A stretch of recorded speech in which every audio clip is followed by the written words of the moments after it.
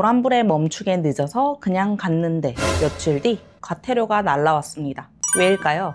그 순간 도로에 놓치면 안 되는 표시가 있었습니다. 그걸 본 순간 이미 카메라에 찍힌 거였죠. 운전자들 사이에서 가장 혼란스러운 게 바로 딜레마존입니다. 운전 경력이 40년 넘는 저희 아버지도 여기서 늘 헷갈리셨다 그러더라고요. 그래서 오늘 영상 딱 10분만 보시면 어떨 때는 괜찮고 어떨 때는 확실히 찍히는지 이제는 정확히 구별하실 수 있도록 알려드리겠습니다. 자, 운전하다 보면요, 한 번쯤 이런 상황 겪어보셨을 겁니다. 신호가 노란불로 바뀌는 그 순간 멈추자니 급브레이크가 될 것 같고 그냥 가자니 찍힐까 불안한 그 애매한 타이밍, 바로 이 구간을 딜레마존이라고 부릅니다. 말 그대로 운전자가 딜레마에 빠지는 구간이란 뜻이에요. 그런데 이 딜레마존에서 많은 분들이 잘못 알고 계신 게 세 가지 있습니다. 첫째, 노란불일 땐 무조건 그냥 지나가도 되는 줄 아세요. 둘째, 정지선에 센서가 있어서 그걸 밟으면 찍힌다고 알고 계시고요. 셋째, 한번 넘어갔다가 다시 후진하거나 멈추면 괜찮다 이렇게 생각하시는데 사실 이 중에 진짜로 맞는 건 하나도 없습니다. 단속 장비는요, 우리가 흔히 보는 카메라가 판단하는 게 아니에요. 진짜로 단속 여부를 판단하는 건 도로에 숨어있는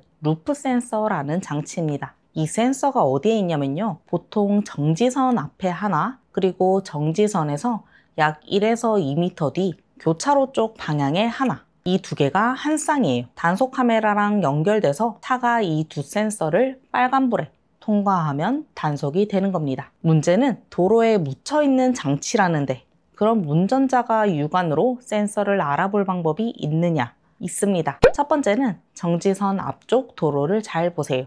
센서가 설치된 자리는 도로에 살짝 다르게 색이 보이거나 사각형 모양으로 테이프 자국처럼 패인 부분이 있을 수 있어요. 특히 비 오고 난 뒤에 보면 다른 곳보다 물이 고이거나 선명하게 보일 때가 있습니다. 두 번째는 내 차가 멈춘 위치에 따라 감으로 판단하는 겁니다. 정지선 넘고 나서 1에서 2m 정도 더 전진한 상태에서 멈췄다? 그럼 첫 번째 센서는 거의 확실하게 넘은 거고 두 번째 센서는 아직 안 밟았을 가능성이 높습니다. 이럴 땐 그냥 그 자리에서 멈추세요. 반대로 정지선 넘고 나서 쭉 진행해서 교차로 거의 반쯤까지 나왔다? 그럼 두 개 센서 다 밟았을 가능성이 크기 때문에 단속될 확률도 커집니다. 그래서 정지선 바로 앞에서 멈추면 가장 좋고 넘더라도 살짝만 넘어간 상태에서 정지하면 센서를 모두 지나지 않았을 수 있기 때문에 단속이 안 될 확률이 높습니다. 세 번째는 도로 위에 철판이나 검정 테이프처럼 보이는 선이 있다면 주의하셔야 합니다. 일부 지역에선 센서가 설치된 자리에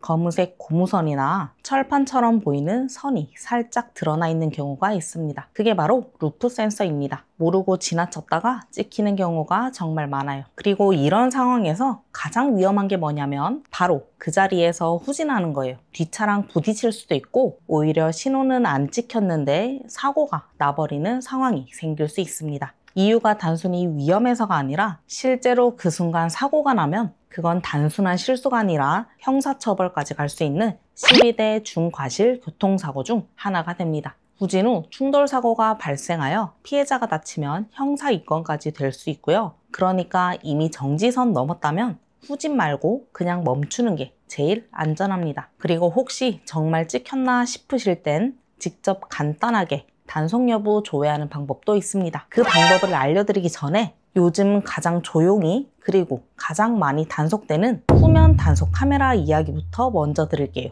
왜냐하면 여러분이 찍혔는지 확인해야 하는 그 순간이 사실은 뒤에서 찍혔을 가능성이 지금은 더 높기 때문입니다. 예전엔 단속 카메라만 지나면 괜찮았지만 요즘은 그게 완전히 바뀌었습니다. 이제는 뒤에서도 찍습니다. 이 후면 카메라로요. 원래는 오토바이 단속용으로 도입됐습니다. 오토바이는 번호판이 뒤에만 달려 있으니까 기존에 앞에서 찍는 카메라로는 잘 안 잡혔거든요. 그런데 실제 단속 결과를 보니까 오토바이보다는 승용차가 더 많이 찍혔습니다. 울산경찰청 자료에 따르면요, 시범 운영 당시 이륜차는 676건, 승용차는 그보다 2배 가까운 1200건 넘게 단속됐습니다. 광주경찰청은 더 심합니다. 오토바이보다 승용차가 8배나 많이 단속됐습니다. 왜 이런 일이 벌어졌을까요? 이유는 간단합니다. 운전자들이 아직도 예전 습관대로 운전하기 때문입니다. 예전에는 단속 카메라 앞에만 살짝 속도 줄이고 지나가자마자 다시 속도 올리는 분들 많으셨잖아요. 그 습관 이제는 뒤에서도 고스란히 다 찍힙니다. 후면 단속 카메라는 차량이 단속 지점을 지나고 난 뒤 약 1에서 20m 뒤에서 차량의 뒤 번호판을 찍습니다. 그리고 더 무서운 건 이거예요. 후면 카메라는 속도 위반, 신호 위반,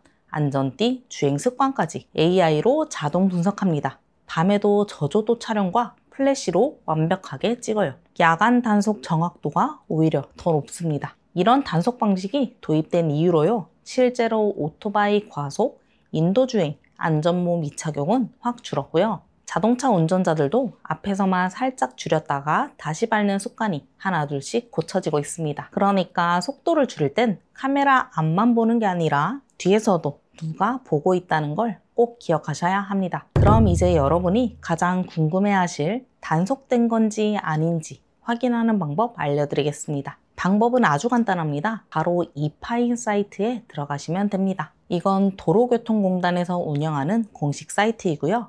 단속 내역, 과태료, 벌점까지 전부 다 확인할 수 있습니다. 스마트폰이나 컴퓨터로 네이버, 구글, 사파리 등 편한 웹사이트에서 이파인 검색해주세요. 먼저 홈페이지로 들어가면 첫 화면에 최근 단속 내역이란 메뉴가 보입니다. 그걸 클릭하시고요. 여기서 공동인증서 로그인이나 본인 확인을 해주셔야 하는데 편하게 카톡이나 패스 앱으로 간편 인증해 주시면 됩니다. 로그인 하시면요. 날짜별로 언제, 어디서, 어떤 이유로 단속이 됐는지 쭉 리스트가 나옵니다. 거기서 속도 위반인지 신호 위반인지 벌점은 몇 점인지 과태료는 얼마인지 전부 확인할 수 있어요. 그리고 단속되셨으면 꼭 기한 내에 납부하셔야 합니다. 기한을 넘기면 가산금이 추가로 붙고 더 늦으면 지방세 체납처럼 압류까지 될 수 있어요. 에이 설마 하다가 방치하시면 더 손해입니다. 그리고 혹시 이건 억울하다, 내가 잘못한 게 없다 싶으실 땐 이의신청도 이 사이트 안에서 바로 가능합니다. 예를 들어 가족 중 누가 갑자기 쓰러져서 병원에 급히 데려가는 상황이었어요. 정지선은 넘었지만 그때는 1분 1초가 정말 시급한 순간이었죠. 이런 경우는 긴급 상황 증빙 자료인 진단서, 병원 진료 기록 등을 내면 과태료나 벌점이 면제되는 경우도 있습니다. 또는 앞에 고장난 차량이 정지선 위에 있어서 어쩔 수 없이 옆으로 피해 지나갔던 상황, 혹은 도로 상황이 너무 혼잡해서 정지선 넘은 채 멈춰버린 경우, 블랙박스 영상이나 현장 사진이 있으면 이런 상황도 이의 신청으로 소명이 가능합니다. 그리고 또 간혹 신호등이 수풀이나 고가도로, 트럭 등에 가려서 안 보이는 경우도 있죠. 그런 구조적인 문제가 있는 곳이라면 현장 사진 첨부해서 설명하시면 받아들여지는 사례도 있습니다. 그래서 혹시라도 단속 내역 보시고 이와 같은 상황이 있다면 사이트 안에서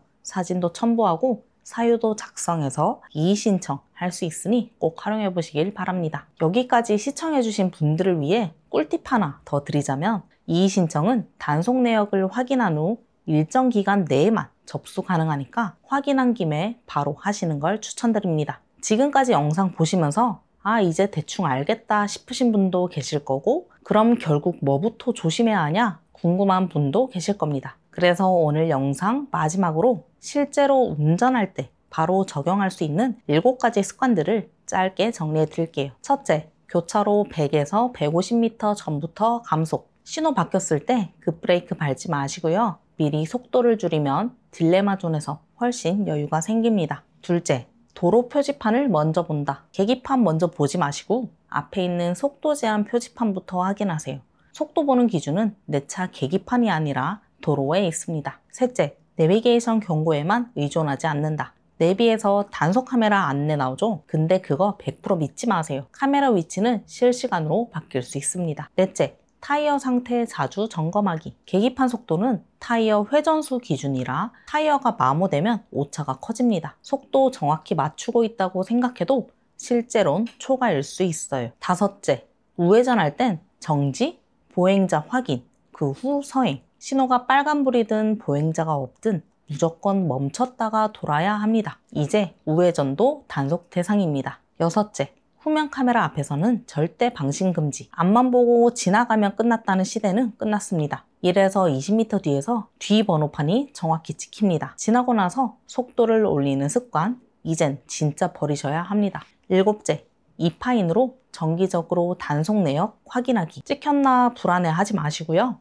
홈페이지 들어가셔서 단속 여부, 과태료, 벌점 한 번씩 확인해 보세요. 기한 내에 납부하면 가상금도 피할 수 있습니다. 이 7가지만 기억하셔도 과태료, 벌점, 스트레스까지 진짜로 많이 줄이실 수 있어요. 무엇보다 내 가족, 내 생명, 내 건강을 지키는 가장 현명한 습관이기도 합니다. 오랫동안 운전해 오신 분일수록 나는 괜찮겠지 하시는데요. 단속은 그 괜찮겠지를 노리는 겁니다. 오늘 영상이 단속을 피하는 요령이 아니라 진짜 안전하게 운전하는데 도움되셨길 바랍니다. 혹시 영상 보시면서 비슷한 경험이 있으셨거나 우리 동네에 딜레마 존 진짜 심해요 같은 정보가 있으시면 아래 댓글로 편하게 남겨주세요. 여러분의 이야기가 다른 분들께 큰 도움이 됩니다. 오늘 영상 도움되셨다면 구독, 좋아요, 알림 설정 해주시고요. 주변의 운전자 친구, 가족들에게도 꼭 영상 공유해주세요. 과태료 날라오기 전에 미리 알고 미리 피하는 게 진짜 지혜입니다. 그럼 다음 영상에서도 더 정확하고